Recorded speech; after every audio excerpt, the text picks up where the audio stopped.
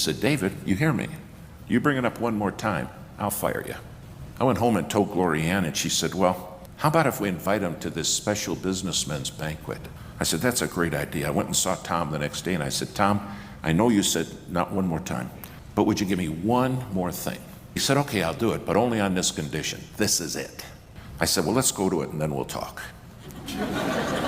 We went to the banquet, Pastor. It was a great night. And it got time for the speaker to stand up. I have never heard anybody so confused and disorganized and a complete lack of eloquence as this speaker. He got up in front of all these men and he started by saying, I've never done this before, and I don't think they should have asked me to do this. And he repeated that 3 times. Then he got into his notes and he kept getting confused. And when he was going through his notes, a little bit of wind came across and they flew off on the floor. And he said, oh no, I'll never get them organized again. So I'll just have to read them in the order that I pick them up.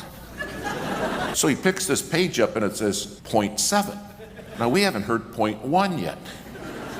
It was horrible. And he kept losing his place. He's sweating. It's coming off his forehead. It's getting all over his Bible, all over his papers. And then I got ticked off. I said, Lord, I got Tom here. Look at what you brought. Well, finally, it says in the thing, he's supposed to speak for 22 minutes. He spoke for an hour plus. Finally, the host says, let's conclude it now. He said, okay, bow your heads. And he said, here's what I want to ask you. If you don't want to go to hell, and you know God ought to put you in hell, hold your hand up. When he said, hold your hand up, 400 men held their hands up, including Tom. I'm looking at him and I'm thinking, you don't understand. You probably think we're voting to get out of here or something. He said, it's obvious you don't understand what I was saying. Take your hands down. And I thought, don't say that. It takes forever to get them up.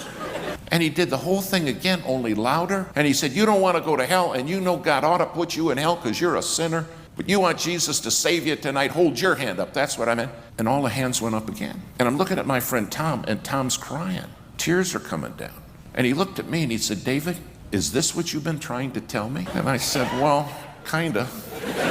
Maybe not exactly, but kinda. That night, just under 500 men came to the altar and got saved. When it was all done, this young man, the speaker, came up to me and he said, Brother Gibbs, I'm no good at this. I told God, if I don't have your power, I got nothing.